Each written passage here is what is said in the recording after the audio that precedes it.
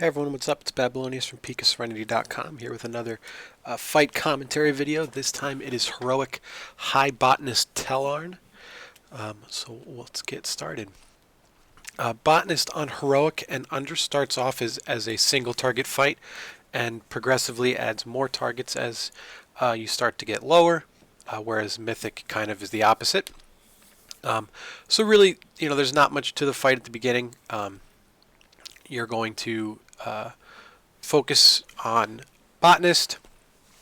Every couple seconds he's going to put out something like this Star Collapse. This is something you can kind of purposefully stand in and use Touch of Karma if you wish. It should eat up most of your Touch of Karma. If you're extra ballsy, you can always try and stand in another stack as well.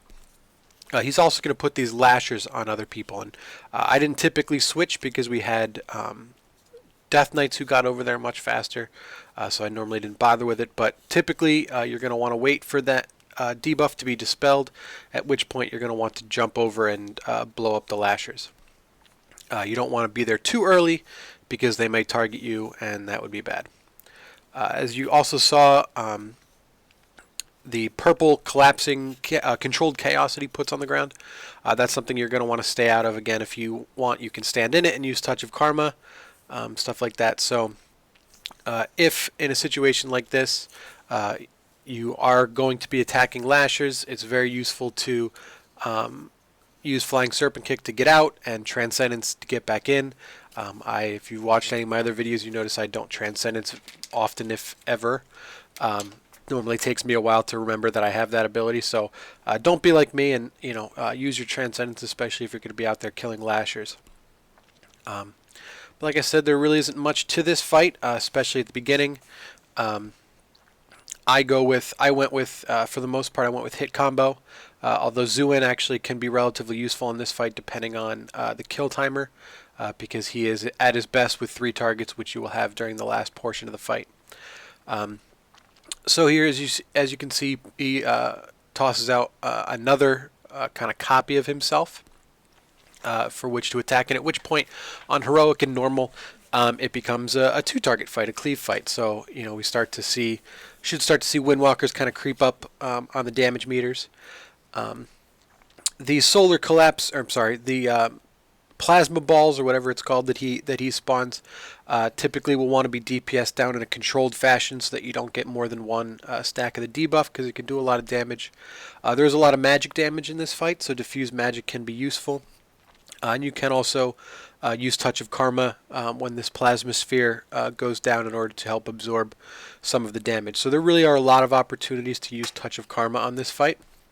A lot of things that you can jump in if you wish. A lot of things that can't be avoided and will help your healers get it together. Keep you alive. So there's a lot of stuff that you can do. And like I said, just to kind of reiterate, you really want to use Transcendence quite frequently, as much as you can in this fight. So around 50% is when he pops into phase 3. The previous ad comes out at 75%, and then you got 3 ads, and this is typically when you pop Bloodlust, really go ham. This is a great time if you've saved up. You kind of want to go into this part with as much Chi and Energy and Storm, Earth, and Fire stacks as you can. And because you're at 3 targets and 3 stacks at this point, sometimes even 4 if you tag the plasma sphere, so you can get 5 or 6 if the ads are close. But you're going to want to start using a lot more spinning crane kicks, to kind of spread the damage around. They do share health, so they don't have to be kind of DPS down individually, but it's kind of just a sprint to the end here. Typically, a lot of the other mechanics are handled by ranged or healers, like those orbs. As you can see, I did try to toss out a leg kick. The ads can be stunned or slowed and CC'd in order to be controlled. But yeah, really at this point, it's just a cleave kind of AoE fight where you're trying just to burn down as many targets as you can. So you want to try and cycle through every once in a while. Make sure that your Fist of Fury is hitting all the targets. Try and keep up your 3 stacks of spinning crane kick, so you can use that for some extra AoE damage, but make sure that you're not just kind of mindlessly spamming spinning crane kick, because it's still not. You still want to make sure you have the chi up for Strike of the Windlord and Rising Sun Kick, depending on your traits and stuff, as well as, of course, Fist of Fury. So, as you can see, when those ads come out, they will target somebody. So you want to be ready to kind of run away if you get targeted, or run towards them if you're supposed to be killing it. This was our first kill, so it got a little bit hectic. We weren't really prepared. We didn't really have a lot of attempts before this, but as you can see, it's a relatively straightforward fight. It's a decent fight for Windwalkers, because it has a lot of cleave, and like I said, you can use Zuin if you like. He's especially strong at the end. If the timing is right, he can be better. It really depends on how quickly you guys kill the fight. So hopefully this answers more questions than it creates, and it kind of helps you maybe fill in some gaps, improve your play with Botanist, and hopefully get a kill if you haven't already. So if you enjoy this content, then please like, comment, and subscribe.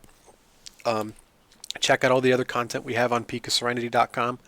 It's not just for Windwalkers anymore. We've broadened it to Mistweavers and Brewmasters as well. And if you like the content there, then please support us through Patreon or PayPal. Keep us doing what we're doing. So thank you very much for watching, and until next time, good luck.